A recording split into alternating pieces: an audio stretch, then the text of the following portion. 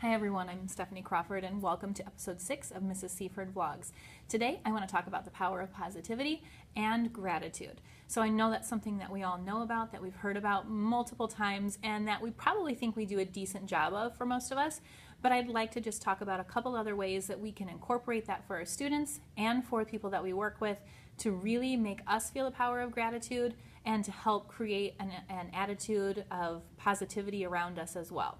So one of the first things I want to show you is that we have a principal in our district at an elementary school. So I'm at the middle school, at a middle school, but one of our elementary principals sends around things like this. I think this is our third round doing something like this, acknowledging people in the district who are positively tweeting, who are working to build PLNs and make connections.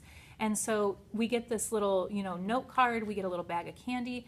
It's something so small, but it's something so meaningful. It really makes you feel like you're noticed, like you make a difference, and like you're necessary. And everybody likes feeling like they're necessary.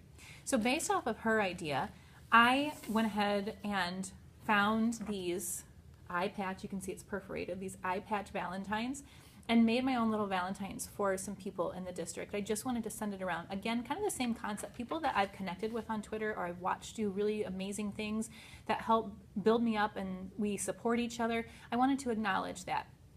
This cost very little money. I mean, I typed it out, printed it out, attached this Valentine, and kind of keeping with the TLAP theme there, you have an eye patch that you can wear, and sent those out. Very little effort was necessary for that, but it made me feel good to do it, and I'm hoping that it makes people that receive it feel good to have been thought of too, and that they're necessary and appreciated. So we do the same thing with our students, I feel like too. We need to really make sure that we're intentional about being grateful for the time that we have with them and making them see that gratitude. So there are little things that you can do. Now, if you don't follow Michael Matera, you really should. He is amazing and he has great ideas for the classroom. And one of the things, I'm actually going to talk about two things that I got from him today. One of the things that I love that's become a tradition is my bow tie. You'll notice that I normally post my vlogs on Tuesdays, which is Bow Tie Tuesdays for me. And I got that idea from him. We kind of had been talking on Twitter and he wears ties all the time. And I said, I'm going to join in. I'm going to do this Bow Tie Tuesday. And I have made it a tradition for me. So I wear a bow tie every Tuesday. My students know that. They know that it's Bow Tie Tuesday. They'll wear in their own ties. A student makes a paper tie sometimes when he forgets his. I had 1 week where I did not wear my bow tie because it was a spirit week, and my students asked me where my bow tie was. So those are ways that I create a positive classroom because those are our traditions. They like that. It's something that makes them smile. They look to see if I got a new design. Those are things, little things that we can do that really help focus on the power of positivity and being grateful for where we are. Another little thing is I have a student who really loves Minecraft. Okay, and first of all, I still buy stickers. I have 8th graders, but I use stickers all the time. I put them on papers. If they ask for them for a binder, I put them on their binders because why not? Why not? So a student really likes Minecraft, so I found these Minecraft stickers so that I can really specialize in something that they enjoy. Not very much cost in that, but it lets that student know right away that I'm grateful for them and notice what it is that they really enjoy, and I'm trying to make them feel included in the class. It again creates that classroom atmosphere of gratitude. So I also keep a gratitude board. This is just something I covered in fabric, I hung up in my classroom, and I keep sticky notes, thumbtacks, and a pen, and they can use their own supplies if they want to. But I have everything they need back there, and they write their own notes of gratitude. And I've told them it can be for something small. I'm going to push this up here so you can see. This student is grateful for something very large, though. The student is grateful that her family is okay after an accident. But I have a student, the student who likes Minecraft, who put up there that they're grateful for Minecraft, and that's okay too. The rules are to find something to be grateful for. Find something that you really do find positive in your life, that you are glad that you have access to, and just say it. You don't have to have your name attached to it, but sometimes saying this is what I'm grateful for is half the battle. It helps us retain that positive energy, that positive attitude. I take part in the gratitude board also. In fact, this was my latest one. I did a little sketch note for him but it focuses on how I'm grateful for their drawings, the games that we play together. Again, I've turned that gratitude to something back to them, to show them that yes, I'm asking them what they're grateful for, but that I also have gratitude and they're a big part of what I'm grateful for.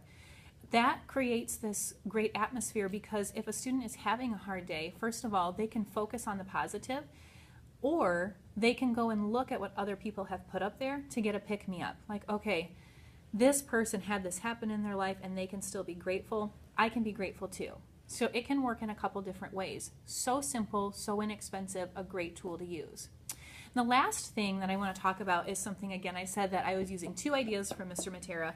So Michael does a board game club with his students, and I was thinking I would love to do this. I love board games. I know that the school doesn't have a spot for this club, but if I could start doing this after school once a week, I bet I would have students who would want to come. There are other students who like board games too. Not your traditional Monopoly board games, but those non-traditional ones, you know, strategic, collaborative, that type of thing. So I did. I started a board game club 1 day a week, and I have about 12 students who come regularly and some who come in and out, kind of ebbs and flows. There's no cost to it. I bring my games, and they love it. So we play games like Quartz, okay, code names. These were 2 from today. We play a little bit of everything, but they're games that they probably don't get exposed to on a regular basis, or if they have played them, they probably don't get a regular time to play it, because you have to have that time to play the board games. This is a time set aside for them. So it, again, creates that attitude of gratitude, that atmosphere of positivity, because we're doing something that really is just us gathering together. That's what we're doing. We're gathering together, we're talking to each other, we're playing, and there's nothing else that has to be attached to it.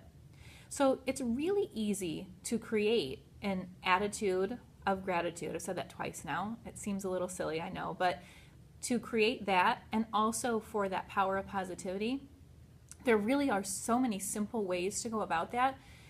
It's just finding the time to do it when we can feel so bogged down. But we all know that we feel better when someone acknowledges the good that we do. And if we become the person that also acknowledges the good that our students do and that the other people that we work with do, it will make us feel better, and it will buoy that attitude that we have. It will buoy that atmosphere of positivity, and it will help us be more grateful in our lives. So I would urge you to look at what you do right now to show gratitude to those around you and to maintain a positive behavior, and see if you can do anything else, anything additional, especially as we come into Valentine's Day here and this winter stretch when it can be hard to keep people motivated, including ourselves. See if there's something you can do to just help people feel grateful for the day. All right, I hope you've enjoyed what we have talked about here on this episode of Mrs. Cford Vlogs. If you did, please like and subscribe, and I will see you again for the next episode of Mrs. Cford Vlogs.